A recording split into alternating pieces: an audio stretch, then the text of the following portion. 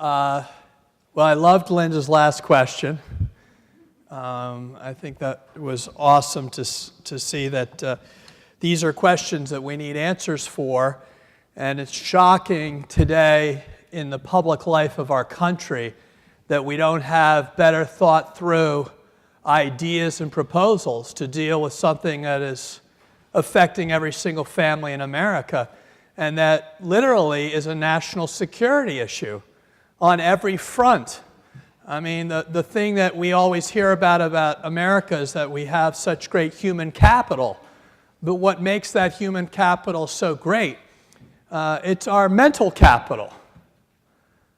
I mean, it's just shocking in this day and age that we don't have the kinds of dollars pouring in to the kind of think tanks in Washington, D.C. that we see for other issues, that we don't have those dollars pouring in to fund future Linda Raines conferences.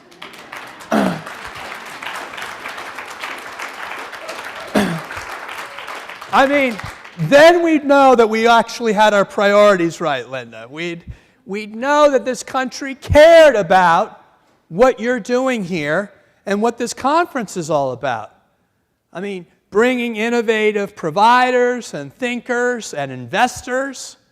I mean, who would think?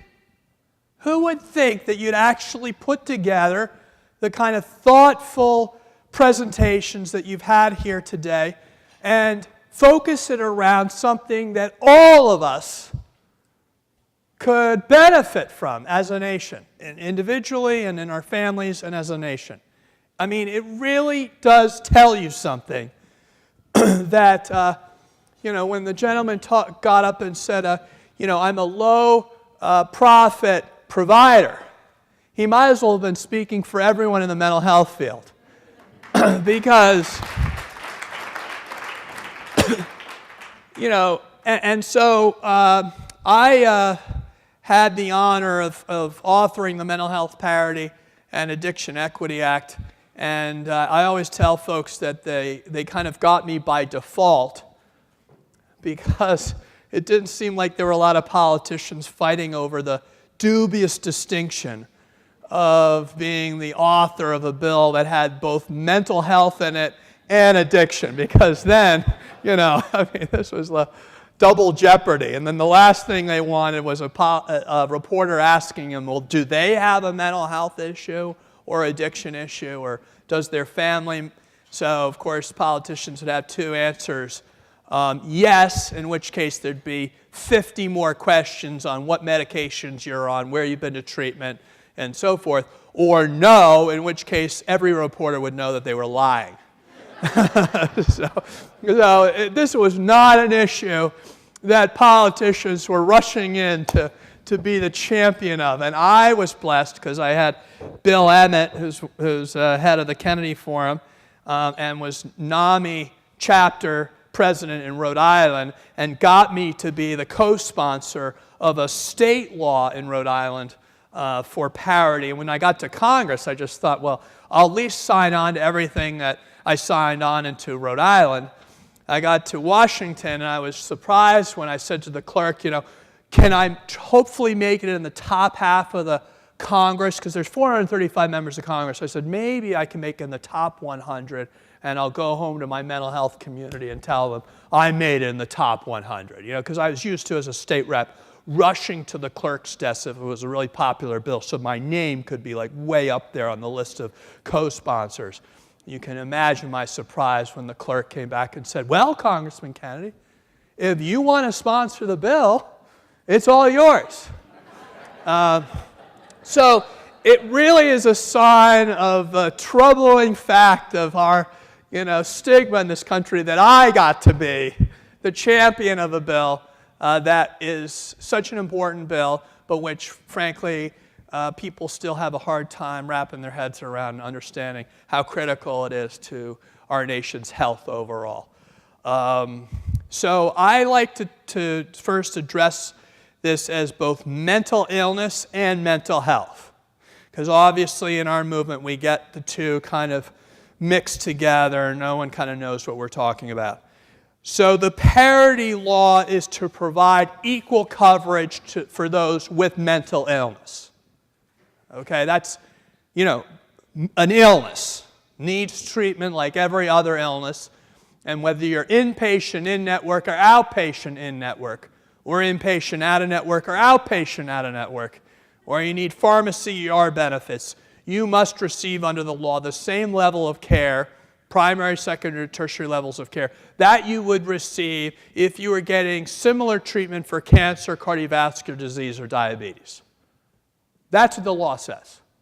And so, of course, we really have a new job to do, and that's get the law actually implemented so that it's more than just on paper, it's actually in practice. And I love what you all have done in Maryland, what my good friend Henry Harbin has always done in pushing for major oversight and actually determining whether patients are being discriminated against, which of course we all know. Yes, yes, yes. But what we need to do is come up with those harder evidence that will allow us to really enforce the law. And that means that we got to find out how the insurance companies make utilization management decisions. That sticky wicket of issues as to how do they limit care without telling you they're limiting care. And we eliminated all the very obvious barriers, higher co-pays, deductibles, premiums, lower lifetime caps. But obviously, we really haven't gotten to the heart of this, which is in this kind of insidious medical management practices where the quote-unquote behavioral health patient is not being treated the same as the cancer patient would be treated, or the cardiovascular disease patient or the diabetic would be treated. So, we can talk all about these great ideas, but what I'm here to say is, we can have the most ideal mental health system in the world, but if there's no money, it doesn't work.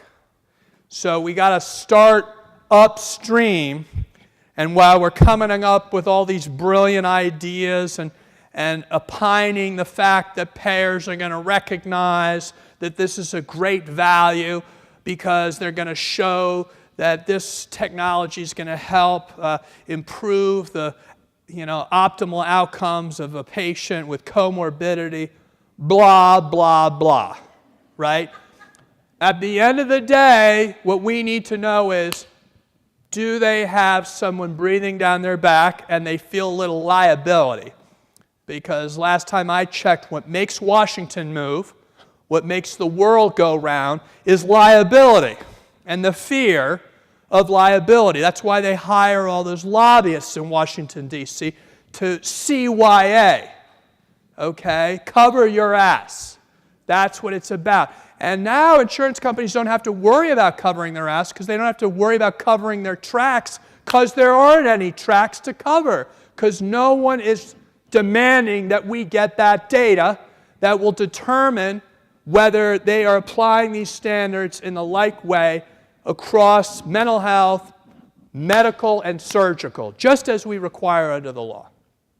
So what we've done at the Kennedy Forum is focus on the payer accountability as the primary focus, because without the money coming, all of the rest of this will not get explored and funded and the like.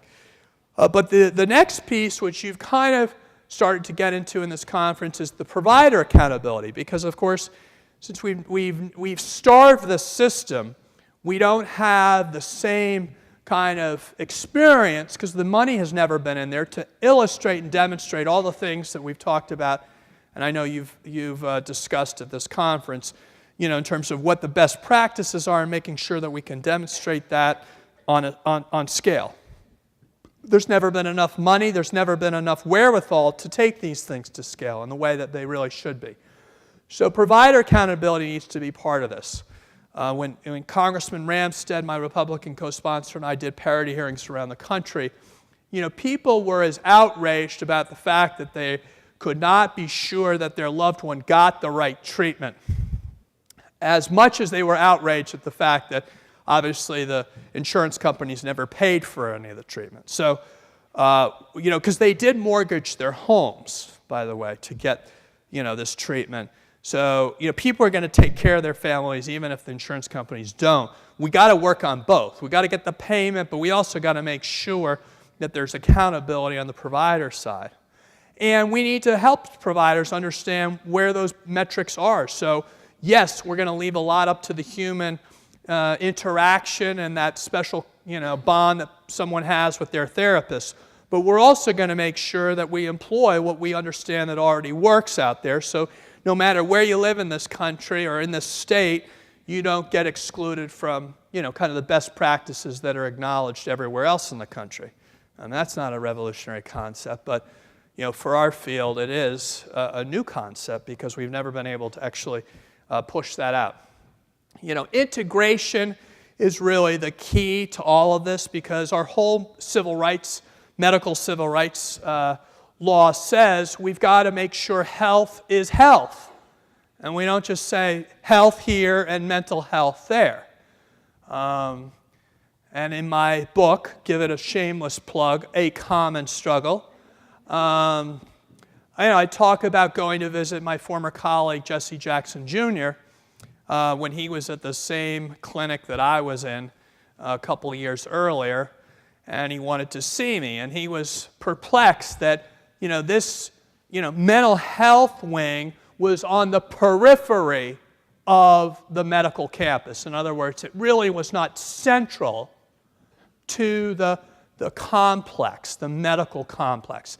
And how true is that everywhere in our healthcare system, that mental health is the underfunded stepchild of our medical system. So, it was absolutely poignant when one of America's leading civil rights families made the observation, why is mental health treated any differently than the rest of physical health? And I said to Jesse at that moment, I said, you're going to do amazing things for this cause because that insight already is what we need other people to understand in terms of protecting patients from having this second-class status because their illness is an illness of the brain as opposed to any other organ in the body. So part of the story is about the civil rights aspect of this because this really is about people just being treated equally to other physical illnesses and not being discriminated against because of prejudice, because of ignorance, because of misunderstanding. No one understands that behavior is part of the biology of these biological illnesses. And behavior is one of the symptoms of these illnesses. And even if people don't understand that and stigma is rampant, guess what? You can no longer discriminate. It's against the law. So just like with the Civil Rights Act, we never got rid of racism, but we made a big step in saying we're no longer going to sanction racism. We're going to pass the Voting Rights Act to follow the Civil Rights Act. We're going to have the fair housing law and the fair employment law and all of these things. Why? Because there are things that we can do to end discrimination, because that's what this is when people are allowed to have their prejudice play itself out in actual practice. So I am less about anti-stigma movements as I am anti-discrimination movements. That's where I think our field needs to be going in. And that's why I'm so insistent that we get the disclosure and we hold people accountable, rather than them wait for us to wake up for another 5 years and figure out that they've been pocketing all this money because no one's been able to appeal denials and no one's been able to understand that they're not getting what they're entitled to under the law as they would any other physical illness. And that's what we got to get through to people. They are being discriminated against. And if we get that going, guess what? They'll say, oh my God, Henry Harbin's now looking over our shoulder and he's analyzing, as only someone with his experience can do, how we're hiding the tally sheet on whether we're treating people equally or not who have a medical disorder of the brain. And they'll say, well, we got to build that out. And by the way, those smart people who gave us all these great solutions in technology, in provision of services, we better start paying for that stuff because it really does work. And so you got to have both the carrot and the stick. The carrot is what you heard here, that there are things that help really improve clinical outcomes. We don't have them really paid for yet, but ideally, insurers are going to say, hey, this really works. Let's spend some more money on this. It's giving us huge value and returns.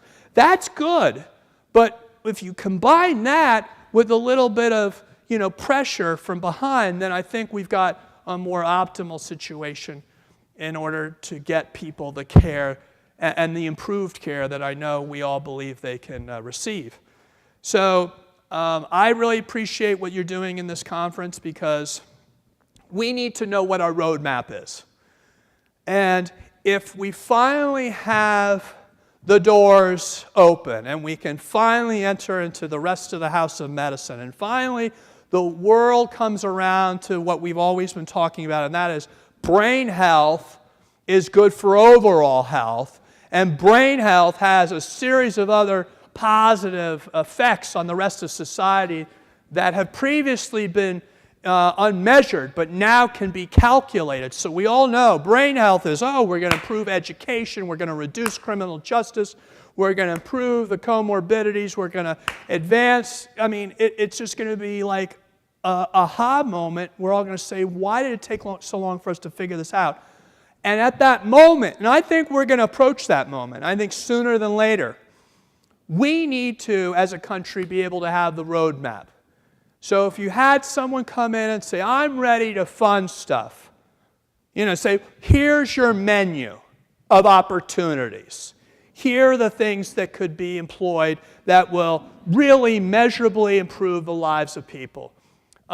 That's what we as a community need to have ready to go. And I think conferences like this really help the thought leaders get that, handbook, that guidebook out. So when someone's ready to finally give us the money, we know what we're going to do with it. We're not going to spend more time having to think it through, thanks to what Linda and all of you have done in convening this important conference. So I hope you have a chance to support what we're doing. It's the Kennedy Forum. We created on the 50th anniversary of President Kennedy's signing of the Community Mental Health Act, which in spirit was the right bill.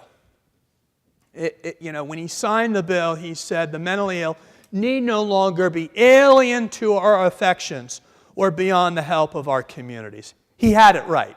If the president said that sentence today, everyone would say, oh my God, he encapsulated the big challenge we have as a community. One, people with mental illness are alien to our affections. Got it. Pinpointed it. And two, they no longer should be beyond the help of our communities. He didn't say beyond the help of our psychiatric hospitals. He didn't say beyond the help of our psychiatrists. He said beyond the help of our communities. What a notion that this takes a whole community in order to get right. So he had it right, but what ended up happening is the dollars never followed patients into their community to support the very community centers that many of you are active in providing services for. And what ended up happening is people got reinstitutionalized against the whole spirit of his signing that bill into our jails and prisons and homeless shelters. And that is the great shame of our country, is that we have lost the initiative that he had 50 years ago to make sure we treat one another as children of God and that we see each other as brothers and sisters and all part of one family that needs to look after one another. That is the essence of this. And so I appreciate the terrific technology. I appreciate all that you're doing, but understand at the end of the day, you're helping to give dignity to people's lives that they're not getting today because of this two-tiered system that denies them equal access and coverage to real medical services that they deserve and they're yet to be provided. So thank you so much for allowing me to be here, and I look forward to staying afterwards. Thanks so much.